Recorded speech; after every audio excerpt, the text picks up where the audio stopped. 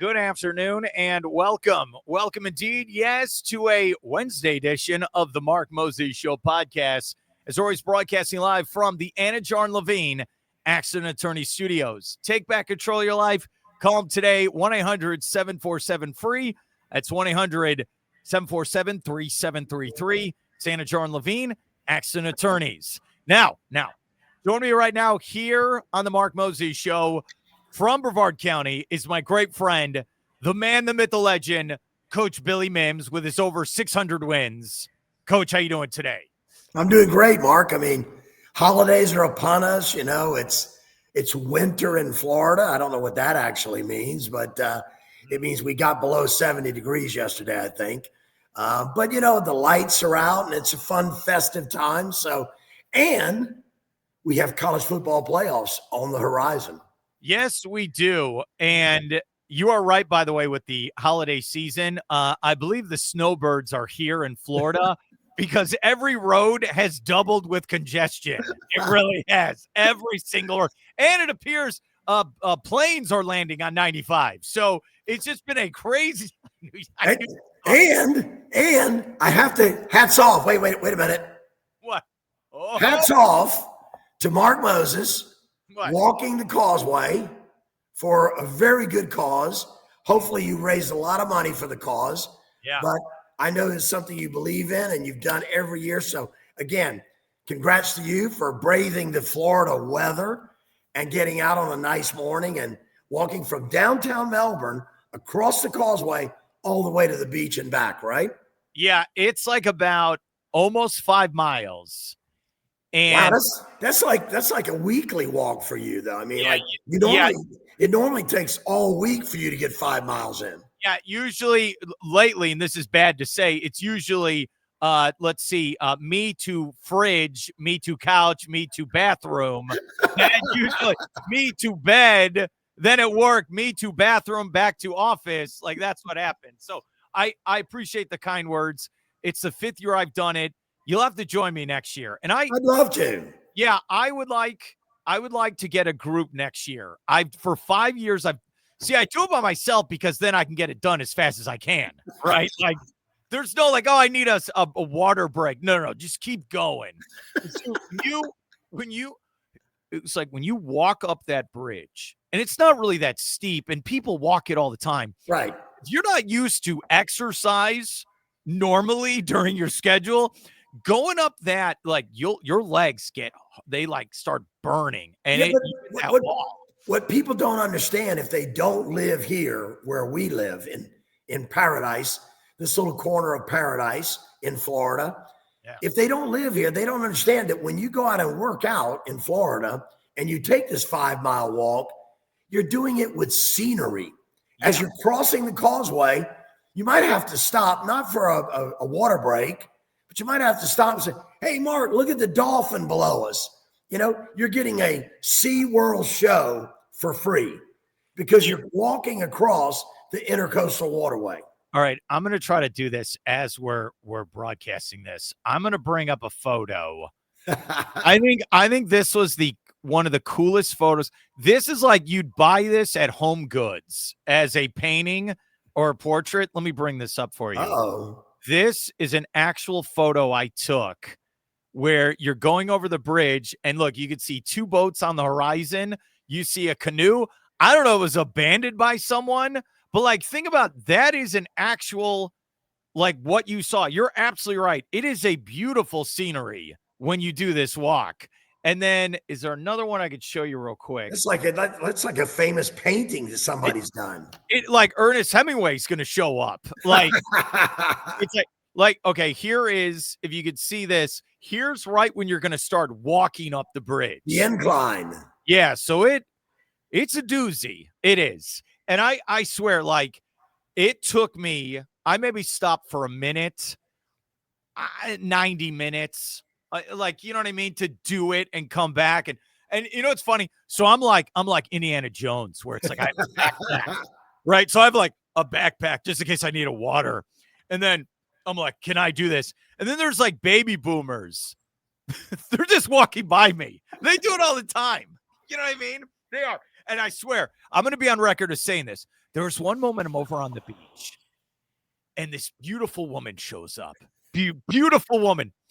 So I'm walking one way, she's walking the other. She had this big dog. She had beautiful brown curly hair. She's in her workout outfit. Maybe she's going to that like dance class down the street from there. Beautiful. One of the most beautiful women I've ever seen. And my brain, I am so tired at this point. I'm like, is this a mirage? Is God testing me? And she like smiles at me. And I'm like, no, I can't. No, I can't be that Mark. I have to be let's raise money for charity, Mark. So I just got to keep walking. Hey, focus, ultimate focus. Dude, it was like, what is going on here? I say this all the time, and I'm trying to be this like as family friendly as I can. It's one thing seeing like a woman on television or on your phone, like, you know what I mean? When you see an actual woman in person, what is happening? You can't comprehend. I'm sorry I have to say it. Hey, no, everyone's very nice. I did raise a lot of money, so thank you for letting me talk about that for a minute. All right. And I did go to Vero Beach the night before to go to, I don't know if you've ever been there before, to Vero Beach High School. My buddy Jason Redmond, I don't know if you met him before. He covers sports down there. He's like, hey, you need to come to the state semifinal for high school football. Dude, they played Miami Palmetto. I think that's what the school's called. Right. Dude, there must have been 3,000 or 4,000 people at this game. And it's the first time they won in double overtime. It's the first time they're going to try to go for a state championship since 1981. So So winning this game to go to state this upcoming week, this is a big deal. Dude, that facility at Vero Beach, I don't know if you know this, Vero Beach, there's a lot of deep pockets in that area. That is a nice high school, and they had a brand new field turf. The scoreboard's only a couple years old, but they're like, we got to get a new one. Dude, there's so much talent on the field, but that was like a small 1AA college football type game. Like you were, like it was pretty. So I drove there, came home, got up, walked the beach and back, went home, showered for a second, ate food, and then slept for 3 hours on my couch. That's what I did. So, and your cat came over and goes, Mark, where have you been? Yeah. Then I watched the SEC championship game, the Big Ten and the ACC championship game, went to bed, got up, finally slept for a bit. Then I watched NFL football. Then I watched my Bears lose with 20 seconds to go against Green Bay. He throws the pick in the end zone. I go to Florida Tech, your former school, to the Gleason Performance Center because I helped with the Ultimate Doors show, which you would have loved. I know you couldn't go. Great show. Great. Awesome. So then I went to bed, went to work Monday, then went to my holiday party. Dude, you could see it on my face, right? I am ready to go into a coma. So let's go. We're 8 minutes in. What were your thoughts when you saw Miami, Bama in, Notre Dame out? That's the question. I had two thoughts. Number one, and you know this, I've been saying all year, ever since Notre Dame lost those first two games of the season. And then everybody goes, but they've won 10 straight. But their schedule since those first two games, those were the two biggest games on their schedule by far. Yeah. They lost them both. One on the road, one at home. And yes, they were both close games, but they lost them both. If it was some kind of elimination tournament, it doesn't matter if you're close. Close, what do they always say? Close only counts in horseshoes and hand grenades. Okay? I'm used to but no cigar. You went with that. Horseshoes and hand grenades. Is that a South Carolina term? Have you ever played horseshoes? Yes, I have. When you play horseshoes, you don't actually have to get a ringer to score points. If you're close, you get points, right? So close counts in horseshoes. And I don't know from experience, but I'm sure there's a lot of military people out there that can tell me close counts in hand grenades too. Okay? The oldest expression, horseshoes and hand grenades. Close matters, right? Not in college football. Okay. So the fact that they lost both games, they lost at Miami, they lost at home to Texas A&M. They lose 2 games, close games. And then after that, everybody, but they're winning. They're winning. They're winning. Look what they're doing. They're playing bums for the most part. They don't have a conference schedule. They're still, quote, independent. And week in and week out, they don't go through the rigors of an ACC schedule, an SEC schedule, a Big 10 or Big 12 schedule. And I think that matters, Mark.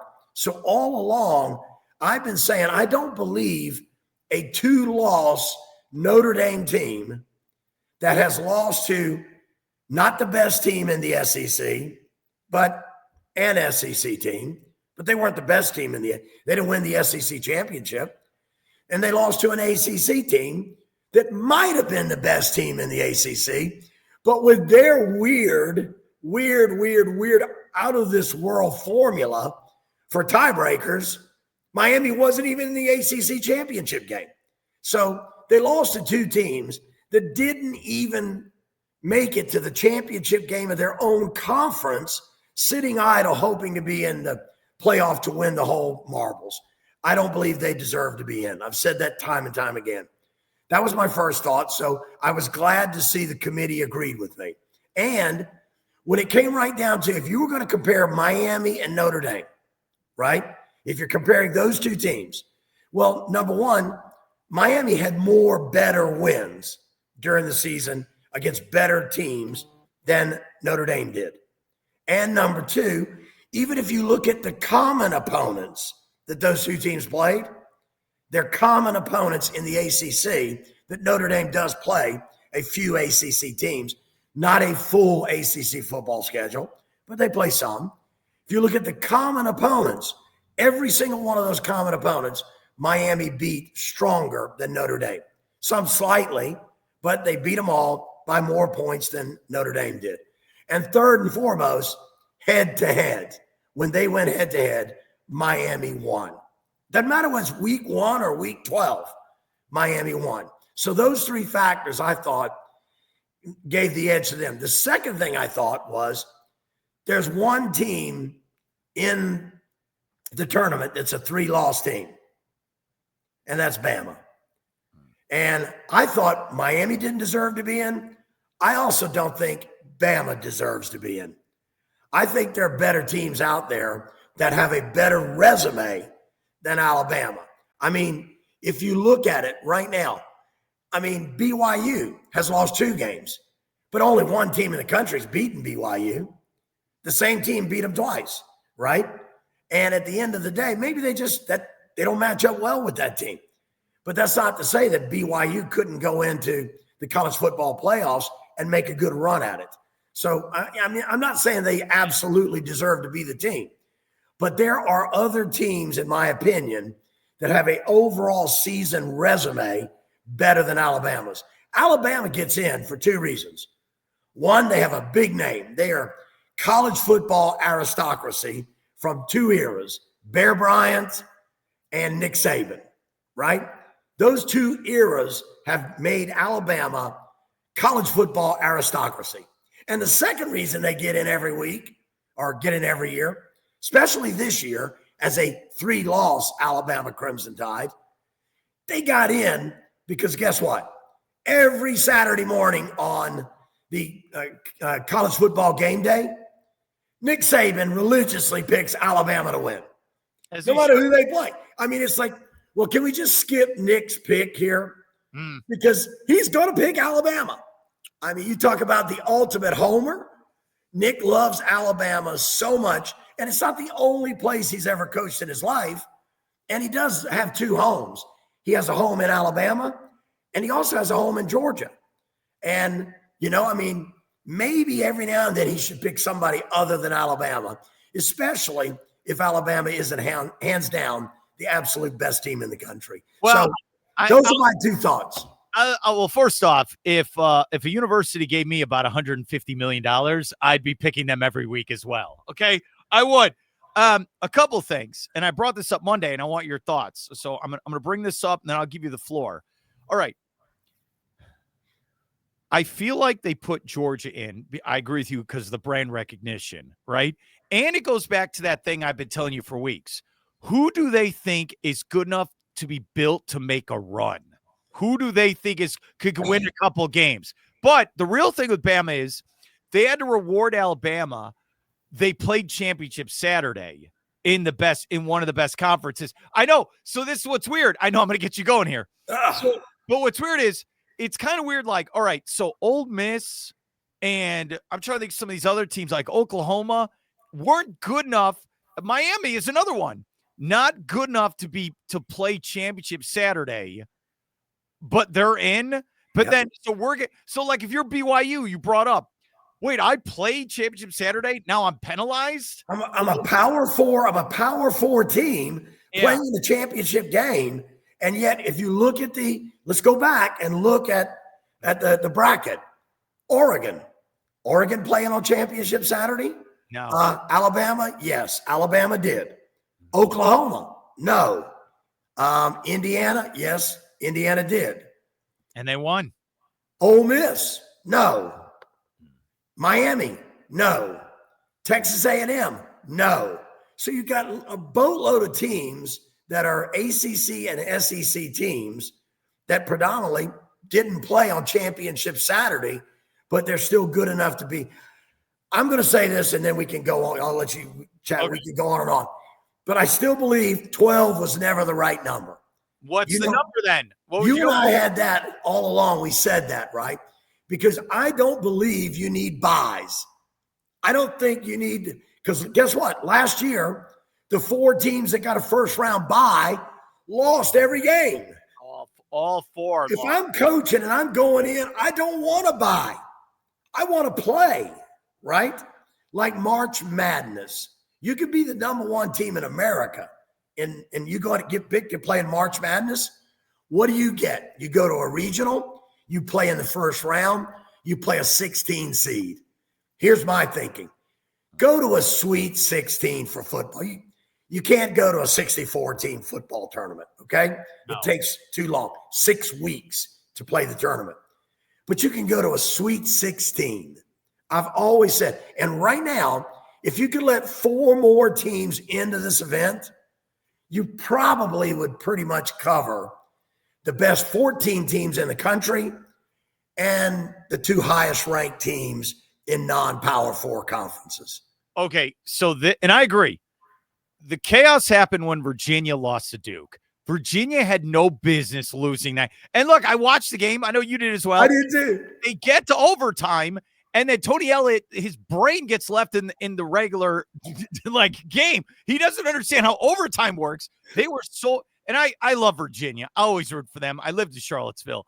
It's one of those things where it's like, all right, they're on defense first. They go to some prevent. So Duke's like, well, we're just going to run the ball on every play and score. Then when Virginia gets the ball, they go flea flicker the first play, and it's intercepted. If Virginia wins the game, they go in. And Notre Dame probably goes in as well, and Miami's probably out. See, this is what you bring up Notre Dame. So the committee, and this is the problem, the committee felt bad for the ACC because if one of your teams makes it, it's the revenue sharing. So they're like, look, we can't leave out the ACC from this whole thing. So They throw Miami. So Miami gets the call when there's a part of me, I don't think they should have gone either. And that's where Notre Dame's angry. Wait a minute.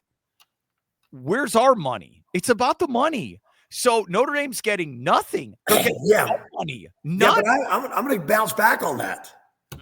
And then those guys you're talking about, getting nothing, they also just turned down money. I know. The bowl games, and excuse me, the bowl games matter for a couple of reasons to me, okay? I know everybody says, well, now that we got this little college football playoff, why have the bowls? Bowls are historic. The bowl games are historic. There's a lot of history wrapped around those bowl games. And in college sports, history matters, okay? So the bowl games are historic. That's number 1. Number 2, the bowl games provide an extra game for teams that had a great season, but maybe didn't make their conference championship game, okay? But they had an outstanding season They're not quite in the 12-team playoff. They didn't make their conference championship game, and it's all over now. It's over. And you know what, Mark? Some of those great college football players, this is what I think about. Some of those great college football players, they play in front of crowds of 70 to 100,000 fans every week. They walk into the stadium where fans are waiting for hours in lines outside the stadium to watch them get off the bus, walk across the parking lot, cheer them on, get an autograph, take a photo. They're 18 to 19 to 20, 22, 23-year-old kids, right? Mm. And they're treated like gods, sports gods. And they go into that pantheon, that Roman Colosseum. In the old days, it was, let's throw some people to the lions. Now it's college football is a coliseum of worship. Yeah. The biggest churches in America are sports stadiums for college football games, okay? When you get 100,000 people going into that game, those players that walk in there and look up and hear the roar of that crowd, Mark, there's only a very small few that will go on to be a professional sportsman, college football player, becoming a pro player. So for the rest of their life, their football days are over. They're 22, 23 years old. They're done, right? Now they got to go get a real job. And yet on the wall in their office, they got a picture of that stadium and 100,000 people that they played on, right? And the one thing they might can remember is that last bowl game. You know, the guys that are going to get drafted, they say, no, I don't want to play in the bowl. They opt out. What about the guys who are not going to get drafted? Two kind of guys. The guys that their career's over. This is it. My last game. And guess what? I go there. I get all these gifts from the bowl games. I get to do cool things with my teammates one more time. I get to see a different part of the world. I get to play on television again. And I get to win a championship. One more time. I wasn't the national champion. I wasn't the SEC champion. But I was the Sun Bowl champion, sponsored by such and such. They get a championship. And I tell you what, in a coaching career and a playing career, those things are hard to come by. They're few and far in between. So when I hear of a coach or a group of players that say, no, we don't want to play in your bowl game, that just smirks of elitism with a capital E. And I can't stand that. So I'm going to call Notre Dame out here. If they love football, they love their fans, they're disappointed that they didn't make the college football playoff. But if they really love those players and those coaches and those fans and the university and what it means, the pride it means to run out onto that field wearing a Fighting Irish helmet and a green and gold jersey or black and gold, whatever it is, they would have accepted the bid to play in a bowl game. And one more time, yes, everybody wouldn't have played, but guess what else happens? When those stars say, I'm opting out because I don't want to look bad, I don't want to get hurt before the draft, I'm opting out, then the guys have been backups all year long, standing on the sidelines, cheering those guys on. Now they get a chance to be a star. And maybe one of those young backups can showcase himself to say, next year I'm going to be the man. So there's so many reasons to accept the bid, to humble yourself and say, we wanted to be at the top of the mountain. We believe we were good enough to win the national championship. That's what they're saying. We believe we were good enough to win it all. But you didn't invite us to that party, so we don't want to go to the party down the street. We only want to go to the party where all the A-listers are at.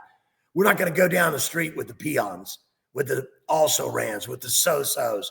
That smacks of elitism. That is something I don't like, whether it's Notre Dame or anybody, okay? Humble yourself.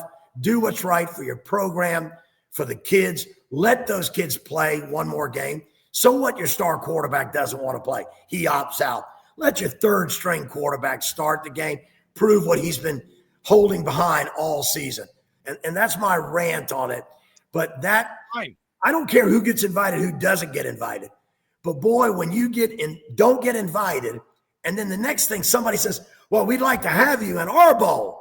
Please accept an invitation. Come play in our bowl game New Year's Day, New Year's Eve, whatever, right? And you know it was going to be a good bowl game, a good location, a good opponent. It was going to be, I believe, Orlando at one of the games, right? And Wow. that's funny, especially you're from a northern school. Hey, we're rewarded with, hey, we get to go to like a nice state where it's warm and maybe we get to go to Disney World. Hey, and it's not, I love what you said right there. That was a great rant. It's not just Notre Dame. There have been multiple teams that have said, we're not going. This happens in college basketball, but not to this extent where, oh, we didn't make the tournament. You want to go to the NIT or the CBI? Nah, we're good. Remember, you get the extra practices as well. Yes. Like 3 weeks of practice. With guys that are going to come back next year. Yeah, You're helps. Developing. You're trying to figure out, do we have good enough receivers? Do we have a good enough offensive line? Maybe in the next 3 weeks and one more game, you figure out we need to fix this. We need to recruit this. So I just think it's more exposure for the school, more exposure for the program, recruiting exposure. You're talking national television at the holiday time when everybody's watching those games. Whether they matter or not, everybody's watching. It's one more hoorah for college football. And to not go smacks of, we're too good for that. It's elitism with a capital E, and it doesn't belong in college sports from either the players, even though they're all multimillionaires now with NIL money. It doesn't belong with the players, the coaches, or the schools. I sent you that meme where the guy, like the play like a champion today, but then they rewrote it, in the locker room. Play like a champion today. Unless we don't make the playoff, then we're quitting or we're out.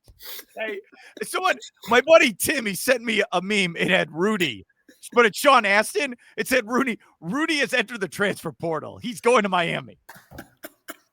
See, this is where I'm like, old man, get off my lawn. This goes more of overall what's happened to sports. Everything is potential. Everything. I'm a 5-star athlete. I'm on the recruiting trail. I'll let you know where I'm going to go. Where's my NIL money? You want me on campus? You got to pay me. Potential. Everything's potential. Then when you get there, all right, we got you. Now you got to produce. Well, I'm not producing because you're not helping me out. So I'm going to have to transfer portal. Everything now, and this is not every kid, but there's too much of this now where everything's about me and I'm great, even though I haven't done anything yet. That's what I have a problem with sometimes. Like, I don't think a recruit should get NIL until you're on campus producing for the team. Prove it, then get the NIL. Show that you're worth the money. You make another great point I want to chime in on, right? NIL money, right? How is that factored into as well? What if you're getting big NIL money and you accept to go play in a bowl game and you opt out? Are you going to then be fined, taken away some of your NIL money because you were paid to play? Dude. I mean, any way they shake it, Mark, they don't want to say, the NCAA doesn't want to say it's pay to play, but NIL money is paying those guys to play. I saw a headline this morning where Troy Aikman, who's in the Hall of Fame, is a UCLA alumni. He said, and this was the paraphrasing the quote. He goes, look, I'm done giving NIL to UCLA because the money is going to kids who then leave the school. Like, if I'm going to give you the NIL money, you got to produce for the school. Like, isn't that the point? Like, that's what, look, there's a part of me, there's a lot of change that has to happen. The craziest thing, and you and me not talk, like with Lane Kiffin, that whole fiasco, right? Yes. And I said this on TV, I'm not backing down. He's a complete weasel. He is. He's always been a weasel. You sign up for him, you know what you're getting. My thing is and I want your thoughts, especially as a guy that's been around the NCAA a long time. I think you got to move that early signing period, all of that, and coaches jumping ship, move that to February after the playoff. So then remember, they changed it to early signing period in December before we had a 12-team playoff. There's no one in charge to make sure all this works. Totally agree with that point, Mark. Absolutely 100% on board with you there, right? Mm-hmm. I also think that there should be a rule in place that just because you look at Penn State this year, they fired James Franklin like 4 or 5 weeks into the season, right? And so the rest of the season, we know that they're starting to talk to coaches around the country who are coaching other teams. They're poaching other coaches. What other sport do you see this happen in? What professional sport would you ever see this in? You don't fire a coach who's doing a great job, right? And get rid of them. So Ole Miss, in essence, has got a coach who's done a great job. Love him or hate him, right? He's had a great season. He's had several great seasons there. They now have a chance to win the college football playoff. They're 11-1. What if they waltz through and win the thing? What if they get hot over the next 4 weeks, right? And waltz through and win the thing. My point is that no one should be allowed to talk to a coach under contract in season until that season is over. So Lane Kiffin, whether he wants to or not, there should be a rule in the NCAA saying that you're not allowed to speak to a coach in season. When the season is over, you can speak to any coach you want to, because then coaches aren't put in the position of abandoning their team. So even if he wants to go to LSU, even if behind the scenes they start talking to him, he can't go to LSU. He can't start getting paid there. He can't announce he's going there. They can't say he can't do anything until he finishes the job he was paid to do. Coach the Ole Miss Rebels this season. And now the season's still going on. Those kids got a bid to go to the college football playoffs. Notre Dame would sure like to have their bid. Hey, what's funny is Florida is not innocent in this. Florida talked to Lane Kiffin and wanted to seal him away from Ole Miss as well. He turned them down. So what they did was John Summerall, who's in the playoff, by the way, with Tulane, they poached him away, and he is going to coach in the playoff. What? And again, even without the rule that I'm requesting being in place, if I were the coach getting ready to leave my team and go to another team, I would Lane Kiffin, if LSU wanted him that bad, Lane Kiffin should have said to them, fine, I'm going to come be your coach, but I'm not abandoning my kids this year. I'm going to coach this team until we might win it all. And if we do, then me and these kids are going to make that journey together. We started the journey together. We're going to finish the journey together. I don't appreciate any coach that abandons his team in the middle of a season, before the season is over. You started a journey, finish the journey, unless the school fires you and they won't let you finish the journey. This is why you have backbone. This is the difference. And you know what? If you would have sat down and said that, I think the school would have respected you as well. Like, absolutely. Okay. But see, then the problem is that early signing period. We need someone in place to make sure. I know. That's what I'm saying. You got to move it to February. You have to. And I told you this through text. I'll say this right now as well. When the governor of Louisiana chimed in, the Gators had no hope. I'm not kidding, because he came on television and said, we got to go get the best guy. I don't know if I believe in this athletic director. Remember, he chimed in, maybe President Trump should help out with the search. You know what I mean? I swear, the next day, the AD at LSU had to step down, Scott Woodward, and that happened, right? And you notice at Lane Kiffin's press conference, the opener, he thanked the governor. So my joke is like, where's Ron DeSantis? He should have started making phone calls for the Gators. You know what I mean? And again, okay. Hey, well, look, we could have even gone to the federal government, to the highest level, because Secretary of State Marco Rubio is a Gator grad. Yeah, so you're not joking around. So, and remember, someone pointed this out to me the other day. Remember, we were also in a government shutdown. And the governor of Louisiana, he's like, well, I don't care about your SNAP benefits. We got to win football games. We got to beat Alabama. And you know what? I bet you most people in the state agreed with him on that. Right? So remember, and they had to, here's what's funny at the timeline. Remember, Brian Kelly was like, well, you better pay me my full $50 million. And they were going to fight him for it. But then they had to prove to Lane Kiffin, we're a man of our word. We will pay every day. So they paid him $50 million to not coach. Yes. Turned around, gave Lane Kiffin $90+ million guaranteed. Then the NIL money guaranteed. Then his assistants. Where's all this money coming from? I don't understand. Could you imagine where? So the next time, well, there's a hurricane hitting New Orleans. Sorry, guys, we had to pay Lane Kiffin. There's no money. Hey, you know what it says? There's What? obviously a lot of money down on the bayou. Oh, man.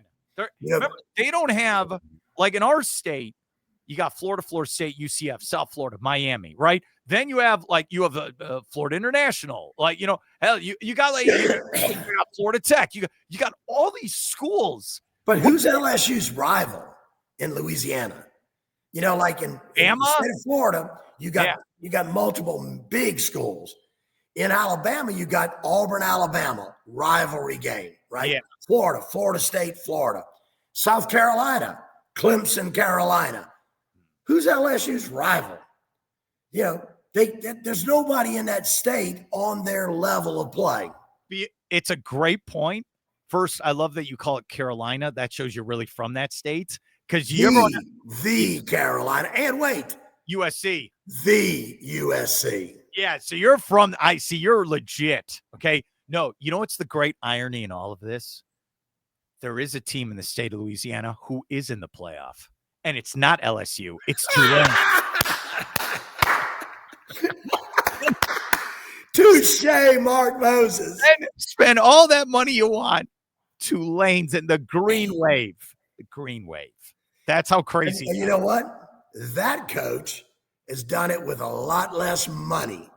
He's gotten there on a budget. You want to talk the V word, value? How much value has John Summerall been for Tulane, right? Oh, dude, and value? And that opened up because teams like UCF and Cincinnati and Houston left the conference, and then that opened the door. They jumped up into the Power Four. They had a better chance of making the college football playoffs if they stayed outside the Power Four. Hey, question for you. What? Wouldn't you love to just one time in life, sign one of those big time contracts? Oh, guaranteed. A guaranteed deal. And if they don't like you, so what? They will pay you not to go to work. Well, you know what? A&M did make the right decision by telling Jimbo Fisher to take a hike and I know they had to give him like 70 million or whatever, 50 million, whatever. Oh, I thought he got like over $80 million not to coach Texas A&M. And you know what?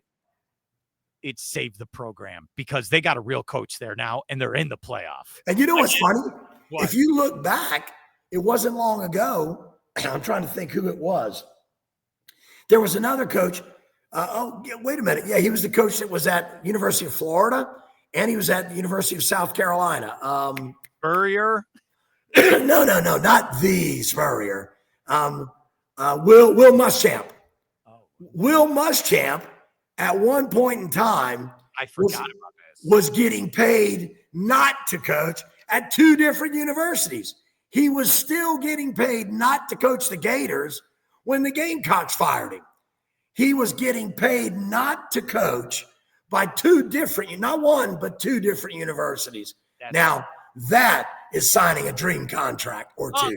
There was a moment there in Gainesville when they were paying Muschamp, McElwain, and then they had Mullen. And Mullen? Yeah. Because Mullen was coaching. Yeah. So they were paying Muschamp not to, McElwain not to, Mullen to coach. They were paying three salaries, but only had one head coach. Okay, so I learned this. It reads as Summerall, but it's not. It's Summerall, right? Yes. Some are all Summerall, yes. Kind of like John Summerall. We were growing up,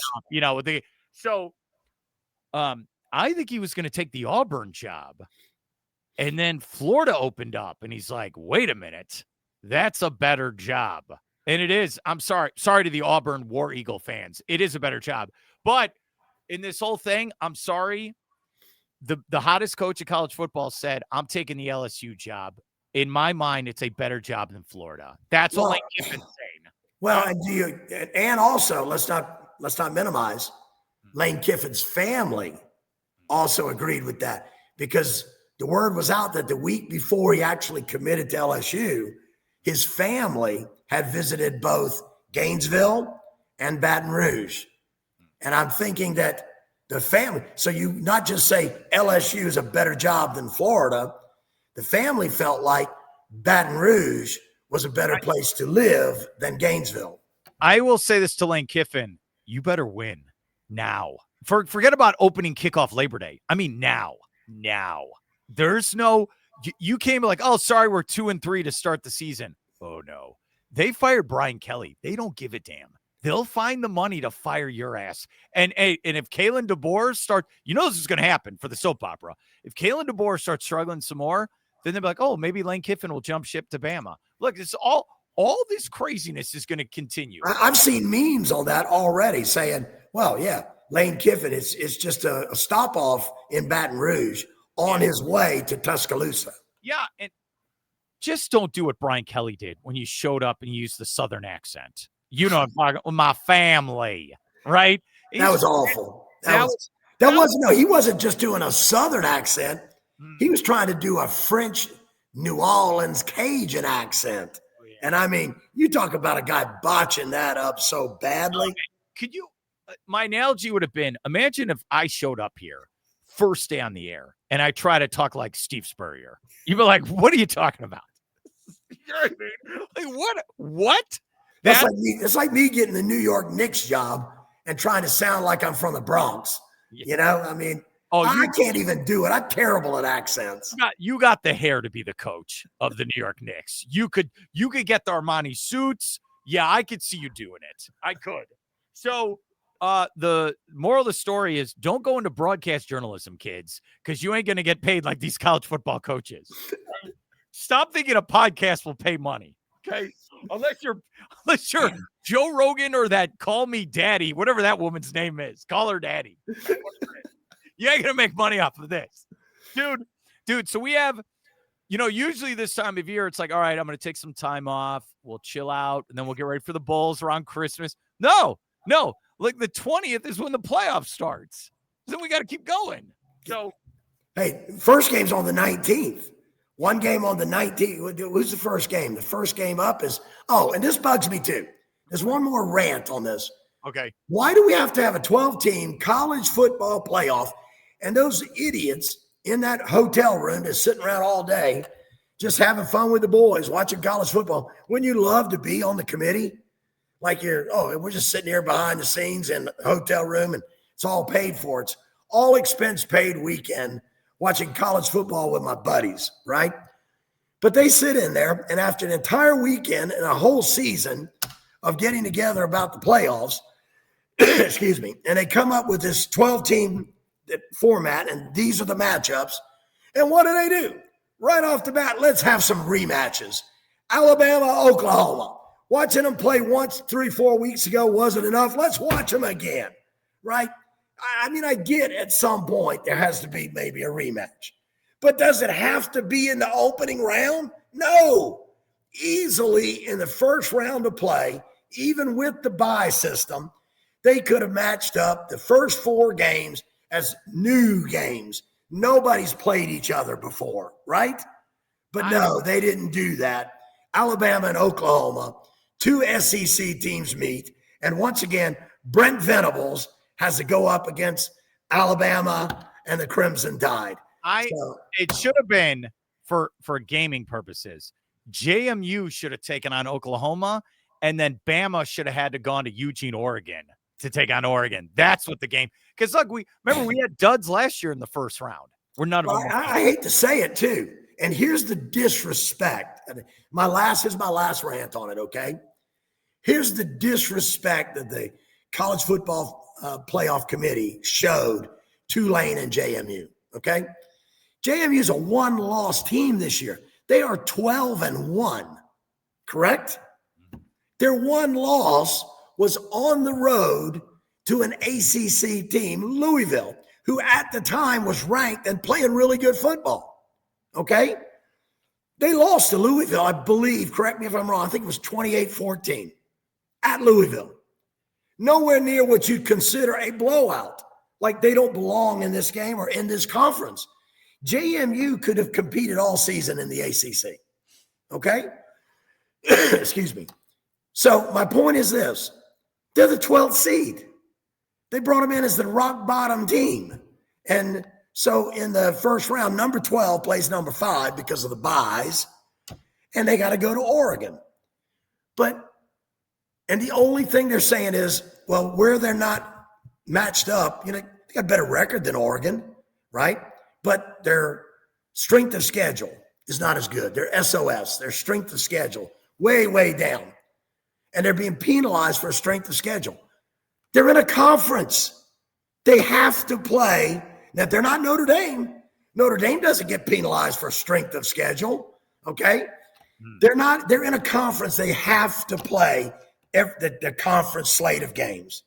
Then outside of conference, they went and played an ACC team at Louisville. And I bet you they tried to play some more teams, right? That said, no, you're kind of too good. We don't want to play you. So number one, these non-Power 4 teams is very difficult for a very good non-Power 4 team to schedule a Power 4 team, number one. And number two, it's even tougher, almost impossible for them to schedule them and play them on their home field, okay? So these teams like JMU, Tulane, when they do get a chance to play a Power 4, it's always on the road, okay? Always. So the system is rigged, okay? Not to want to sound like a former presidential candidate. It's okay. It's rigged, right? And it's rigged because you know why it's rigged? It's stacked against Cinderella. It's stacked against conferences outside the Power 4. My feeling is this, and I've said this a lot. If you want to play Division I college football, you better go to a Power 4 team, right? As a start, as a backup, whatever. Because if you go to a Division I program, college football, that's not in Power 4, but in the top division of college football, you have zero chance of being a national champion. The national champion in the college football playoffs will always come from a Power 4 conference team. They run the show. It's their party. It's their invitational. Hey, this year, James Madison and Tulane got a Cinderella invite. They won't win it. They can't get through the gauntlet of the 4 games they'd have to win the championship. So I go back to saying this. If you want to be a championship college football player, you better do 2 things. Go to a small school, a Division II school, and win a national championship. FCS school, right? Where you can win a national championship. Or go to a school not like Notre Dame that accepts a bid to a bowl, so at least you can be a bowl champion. Because otherwise, you got no chance. Let's end with this, with the wild man, Billy Mims. So JMU was built by Mr. Signetti, who's now, I'm just thinking about that. He was there before he went to Indiana. And that goes back to another stat I could tell you. There is a team from Indiana that's in the playoff that's not named Notre Dame. It's the Indiana Hoosiers. Dude. Wait a minute. We haven't got to March Madness yet. No. You know why are you mentioning a basketball school? No, you know what's funny about that comment? Hoosiers doesn't even sound like football. Indiana basketball hasn't been good in 2 decades. Who are we kidding here? As a contender, when was the last time they went to the title game? 2002? On some, Cinderella run? They haven't been good at basketball for a long time. They're a football school now. And Signetti got them there. Dude, that game set. But wait. Are they going to have Hoosiers 2 now? And Hoosiers 2 is going to be the football movie. Because everybody that knows motion pictures knows Hoosiers is a basketball movie, right? Dude. I think they got to do Hoosiers Part 2. And it's the Google Me football story of Kurt Signetti. Yeah. Or okay, Mr. Google Me. So let's go with this. Hoosiers 2 Google Me, or I would go with Hoosiers 2. I would go with Hoosiers 2 Electric Boogaloo, but you might have the better one. Dude, that game, and we'll end with this. That game Saturday night was the best game of the year in college football. And it of all the negative things, all these things with Lane Kiffin, Notre Dame, that's what makes the sport great. And if Indiana loses that game, then everyone would have said they're a fraud. They don't belong. Like Hoosiers, like a Hoosiers Disney story. You guys aren't good enough. You talk all the smack, but when you took on a real blue blood superpower, you got your ass kicked. No. That defense was fantastic. And that quarterback, who kind of reminds me of Tim Tebow a little, the way he talks and the way, just kind of these little mannerisms. That, what is it? What's his name? No, I can't think of it. Mendoza? No. What's against? I can't think of it. Mendoza. I think he won the Heisman. 13-10. That was awesome. I'm from Illinois. I again, they've not beaten Ohio State in 30 years. No one even understood what year was the last time they won the Big Ten title. Was it the 40s, the 60s? No one even knew. I don't know if anyone was alive the last time it happened. Luke Rockne was still coaching, wasn't he? Oh, my God. So that win was gigantic. That was everyone in the country outside of the state of Ohio was rooting for Indiana in that game. Everyone. It was awesome. Hey, didn't college football game days, pick us like iconic? No. The member of the staff that's no longer there that we miss already. Okay, Lee Corso. Lee Corso, right over here in Orlando, lives in Orlando still. Lee Corso had to have the biggest smile on his face Saturday. He used to coach Indiana Hoosiers, didn't he? Wasn't Lee Corso at Indiana at one point in his career? Yeah. And I believe he was. And that college game day is not the same without him. I'm not. You could Pat McAfee could take his shirt off, do 7 backflips. He's not Corso. You know what? It was a great one this past weekend though, because Ernie Johnson was up there, right? Yeah, Ernie Johnson brought all of his pizzazz from NBA, NBA on TNT, NBA, whatever they call it, NBA game day. Inside the NBA. Yeah. And all of his stuff that he does with Kenny, Charles, Shaq, and all, he brought the fire to college game day. I thought he was fantastic. And as well, as the picks were rolling around, as it got down to the big games, Ernie Johnson, sitting in that very same seat of Lee Corso, tipped his hat to the great one and said, "Not so fast." Not so fast, my friend. And the final point, the Big Ten has won the last 2 national titles. And this year, the committee said the first top 2 teams, 1 and 2, are from the Big Ten. And if the Big Ten wins the title again, they're the best conference now. But it's still the SEC's invitational. Yeah. Five SEC teams in the final 12. Not 5 Big 12, Big 10, or ACC. 5 SEC teams are in the dance. They're dancing. They're getting ready to play for a national championship. I'm hoping, regardless of who wins it all, I'm hoping, again, we get treated to a great tournament. I hope it's great games all the way to the end. But in the end, I hope it's an SEC versus Big Ten party, and we get to decide that way. Okay, this year, who is the best conference? There's 5 SEC teams there. The number 1 and 2 seeds are Big Ten. But which one is the best conference? Let's decide it in the championship game, head to head. And let's hope it's SEC versus Big Ten. And let's get it done. Coach Mims, thank you so much for coming on. Great conversation. Have a great holidays with your family. All right. Happy holidays, Mark.